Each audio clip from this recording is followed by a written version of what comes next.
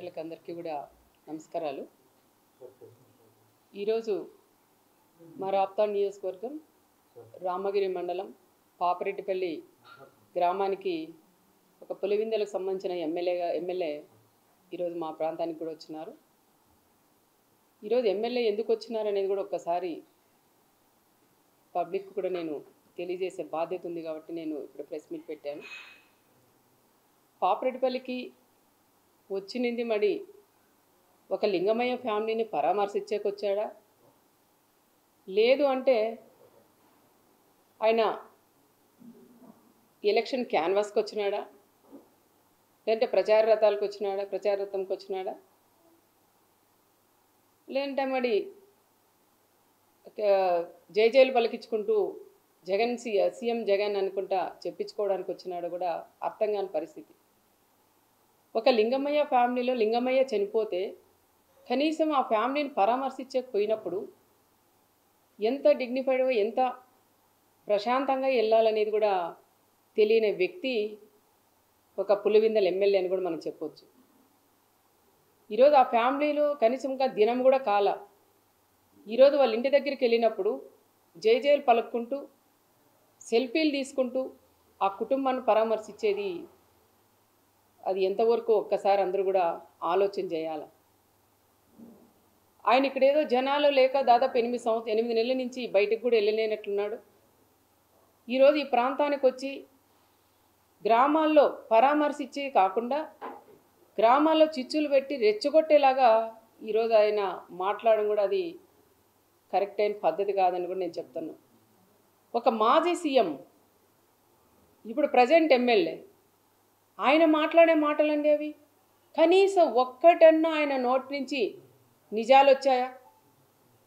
ఇక్కడ చెప్తా ఉంటారు మాజీ ఎమ్మెల్యేలు అందరూ, వాళ్ళు చెప్పిన మాట ప్రకారం దీంట్లో ఎంత నిజం ఉంది, ఎన్ని అబద్ధాలు ఉన్నాయని ఒక్కసారి నువ్వు తెలుసుకోకుండా, నీకు ఇంటెలిజెన్స్ ఉంటుంది, తెలుసుకోకుండా నీ ఇష్టానుసారం నువ్వు వచ్చి ఇక్కడ పల్లెల్లో రెచ్చగొట్టి మాట్లాడడం అది ఎంతవరకు ఇదని కూడా నేను చెప్తున్నాను. కనీసం ఆయన మాట్లాడిన మాటల్లో గొడవలు పడినారు చిన్న అంటే నా రామగిరి మండలంలో ఈ ప్రాంతంలో ఫస్ట్ ఈ విధంగా జరిగింది. ఇలా జరగకూడదని కోరుకునేదాన్ని నేను. ఆ కుటుంబంలో లింగమయ్య చనిపోయినప్పుడు కూడా మేమంతా కూడా బాధపడినాం. ఇక్కడంతా జరిగాయి. పాపరెడ్డిపల్లి ఇంతవరకు చిన్న గొడవ కూడా లేదు, ప్రశాంతంగా ఉండే గ్రామం పాపరెడ్డిపల్లి గ్రామం. ఆ గ్రామంలో ఈ విధంగా రెండు ఫ్యామిలీల మధ్య గొడవల వల్ల ఈ విధంగా జరగడం, ఆయన చనిపోవడం, దీన్ని ఒక ఫ్యాక్షన్ మర్డర్గా సృష్టించి ఈ ప్రకాష్ రెడ్డి అనే వ్యక్తి ఒక ఫ్యాక్షన్ మర్డర్గా సృష్టించి ఆయనకు వచ్చే శక్తి లేక ఆయన్ని పులివెందుల ఎమ్మెల్యేని పిలిపించుకొని ఇట్లన్నీ స్లిప్పులు దాదాపు ఒక 10 పేపర్లు రాసిచ్చి ఎన్ని అబద్ధాలండి. కనీసం దాంట్లో ఒక్కటన్నా నిజం లేకోకుండా పచ్చి అబద్ధాలు కూడా మాట్లాడిస్తూ అవన్నీ చూసుకుంటూ చదువుతున్నాడు ఆయన. మళ్ళీ అబద్ధాలు ఎక్కడ ఇంకా ఎక్కువ చెప్తానేమో అని. వాళ్ళు ఎక్కడ చిన్న దాని మీద కట్టెలతో కొట్టుకొని ఏదో అది అయింది, దాన్ని తీసుకొని గొడ్డెలు అంటాడు, మచ్చకత్తెలు అంటాడు, ఇంకా వేరేటివన్నీ కూడా చెప్తారు. అలాంటివన్నీ వాడేది కూడా పులివెందుల్లో. మీరు బాత్రూంలో చంపేదానికి సరిపోతాయి కానీ మాలాంటి ప్రాంతాల్లో అలాంటివి ఉండవయ్యా అని నేను జగన్కి కూడా నేను చెప్తున్నాను. వచ్చినావు నువ్వు గౌరవంగా మాట్లాడిచ్చు, కుటుంబానికి సహాయం చెయ్యి. నువ్వు వెళ్ళాలి కానీ పదే పక్కన చూసుకుంటూ వాళ్ళ లింగమయ్య భార్య వైపు వాళ్ళ పిల్లల వైపు చూస్తూ నిజమా ఎంతమంది వచ్చారా లేదని డిపార్ట్మెంట్ని అడగండి. ఎస్పీ గారు ఫోన్ చేయండి, లోకల్ డిపార్ట్మెంట్ని అడగండి. ఇద్దరు పోయినారు అంటున్నారు. ఆ ఇద్దరి మీద కేసు పెట్టి లోపల పెట్టారు. అనవసరంగా రెచ్చగొట్టి 20 మంది 30 మంది అని చెప్పడం అది ఎంతవరకు సమాజమో ఒక్కసారి ఆ పులివెందుల ఎమ్మెల్యే కూడా తెలుసుకోవాలా. మీ మాజీ ఎమ్మెల్యే రాసిచ్చినవన్నీ నువ్వు ఆడ చిన్నపిల్లలు చదువుకున్నప్పుడు కాపీరైట్ కొడతా అంటారు. గుడ్డిగంటాపాఠం కొట్టావా అంటారు టీచర్లు కూడా. ఆ విధంగా నువ్వు గుడ్డిగంటాపాఠం కొట్టి ఇక్కడ అన్నీ కూడా నువ్వు పచ్చి అబద్ధాలు కూడా మాట్లాడడం అది కరెక్ట్ కాదు అని చెప్తున్నావు. దీంట్లో మళ్ళీ ఒక ఎస్ఐని టార్గెట్ చేసి మాట్లాడతారు, పోలీసుని టార్గెట్ చేస్తారు. అయ్యా పులివెందుల ఎమ్మెల్యేగా నీకు చెప్తున్నాం, మా నాయకుడు చంద్రబాబు నాయుడు గారు ఆ రోజు ప్రతిపక్షంలో ఉన్నప్పుడు బయటకు వేయాలన్న పోలీసుని పెట్టి అడ్డం పెట్టి మమ్మల్ని బయటికి రానిలేదు. మా నాయకునితో పాటు మాలాంటి వాళ్ళు కూడా మేము ధర్నాకు చేసినా ఒక మెమరాండం ఇచ్చేదానికి పోయినా ఎవరైనా చనిపోతే వాళ్ళు పరామర్శించకపోయినా ఒక ఫంక్షన్ పోయినా కూడా మీ తోపును అడగండి ఎన్ని ఇబ్బందులు పెట్టినారని. ప్రతి అడగన పోలీసుని ఇబ్బంది పెట్టి చెక్ పోస్టులు పెట్టి కనీసం బయటకు అడగబెట్టుకోకుండా చేసినది మీ ప్రభుత్వం కదా. నీ వైఎస్ఆర్ ప్రభుత్వం నువ్వు సీఎంగా ఉన్నప్పుడు ఇలాంటివన్నీ చేసి ఈరోజు దుర్మార్గంగా మా నాయకుడు చంద్రబాబు నాయుడు గారి గురించి మా గురించి మాట్లాడే స్థాయి కూడా నీకు లేదని నేను జగన్ రెడ్డికి కూడా నేను చెప్తున్నా. ఏదో వచ్చినావు పరామర్శించు, వాళ్ళకి ఏందన్నా సహాయం చేసి వెళ్ళంతే కానీ నువ్వు గ్రామాల్లోకి వచ్చి చిచ్చులు పెట్టడం అది సరికాదని కూడా చెప్తున్నా. సొంతం నీ చిన్నాయనని చంపితే అన్నా మా నాన్నని చంపారు న్యాయం చేయమంటే కూడా నువ్వు చేయలేని వ్యక్తి ఈరోజు నా మండలాల్లోకి వచ్చి నువ్వు న్యాయం చేస్తావంటే ప్రజలు ఏ విధంగా నమ్ముతారని ఒక్కసారి నువ్వు కూడా ఆలోచన చేయాలని కూడా నేను చెప్తున్నా.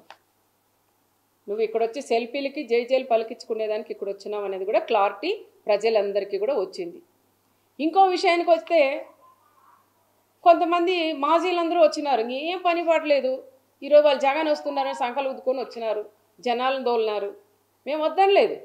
మేము 3 రోజుల నుంచి పోలీస్ డిపార్ట్మెంట్ కూడా చాలా ఇబ్బంది అవస్థ పడుతుంది. ఎక్కడ గొడవలు లేకోకుండా ఆయన తీసుకొచ్చి పంపించాలనే దాని మీద ఉన్నారు. కానీ అలాంటి పోలీసును కూడా ఈరోజు మీ ప్రభుత్వం మాకు అట్లా మేము వాడుకోలేదు. మా నాయకుడు చంద్రబాబు నాయుడు గారు కూడా ఎప్పుడైనా పోలీస్కి మంచి గౌరవం ఇస్తారు. ఈరోజు నువ్వు డ్రెస్ చొక్కా చూపించేయమంటావయ్యా, నేను మళ్ళీ సీఎం అయితే ఖబర్దార్ మళ్ళీ మిమ్మల్ని అందరినీ ఎక్కడ పెడతాను తొక్కతానంటావా? మరి పోలీసులు కూడా ఇప్పుడు కూడా స్పందించాలి. మీరు మా జిల్లా ఎస్పీ గారు రత్నమ్మ గారు కూడా స్పందించాలి. ఆ రోజు ఎప్పుడైతే మన పోలీసుల మీద కూడా ఇబ్బంది పెట్టి అమ్మల్ని అక్కల్ని తిట్టారో ఆ రోజే మీరు గట్టిగా ప్రెస్ మీట్ ఇచ్చి వాళ్ళ మీద చర్యలు తీసుకుంటే కూడా అది ఇంతవరకు కూడా వచ్చేది కాదు. అప్పుడు ఒక ఎస్ఐని పట్టుకొని నువ్వేందయ్యా ఒక బ్రోకర్ అంటావు, రకరకాలుగా కూడా ఒక ఎస్ఐని మాట్లాడతావు. నీ స్థాయి ఎక్కడా? కనీసం పైన వాళ్ళు ఏది చెప్తే చేసేవాళ్ళు. ఒక ఎస్ఐని పెట్టుకొని వాళ్ళు ఎన్ని కష్టాలు పడి ఆ ఉద్యోగాలు తెచ్చుకుంటారు. అలాంటి కుటుంబాల మీద మీరు ఈ రకంగా ఇంత దారుణంగా ఒక సుధాకర్ ఒక బీసీ కులస్తుడైన వాళ్ళ మీద ఇంత దుర్మార్గంగా మీ మాజీ ఎమ్మెల్యే మాట్లాడినవన్నీ చెప్పించినవన్నీ నువ్వు మాట్లాడితే అది ఎంతవరకు నీ విజ్ఞతకి వదిలేస్తానని కూడా చెప్తున్నా. మా పోలీస్ కూడా ఈరోజు డీజీపీ దగ్గర నుంచి కింద ఎస్ఐల దాకా మీరు వస్తున్నారని అడగడిగిన వాళ్ళు ఎక్కడ కూడా పోలీసు ఎవరిని కూడా వాళ్ళకు వచ్చే వాళ్ళు కూడా కార్యకర్తలను ఆపొద్దని అని చెప్పి నేను కూడా నా కార్యకర్తలకి నచ్చజెప్పుకొని ఎక్కడ గొడవలొద్దు కక్షలొద్దు, వచ్చేవాడు వస్తాడు పోయేవాళ్ళు పోతారు, వస్తాడు పరామర్శిస్తాడు 1 గంటలో వెళ్ళిపోతారు, వాళ్ళ గురించి మనకు అవసరం లేదు, మీ పనులు మీరు చేసుకోండి అని చెప్పి మా వాళ్ళకి ఈరోజు ఏ గొడవలు కూడా ఆపేదానికి కూడా మేము ప్రయత్నం చేయలేం. మన పోలీసులు కూడా రెడ్ కార్పెట్ పర్సన్ నీకు వచ్చేదానికి అది చూడండి ఒకసారి.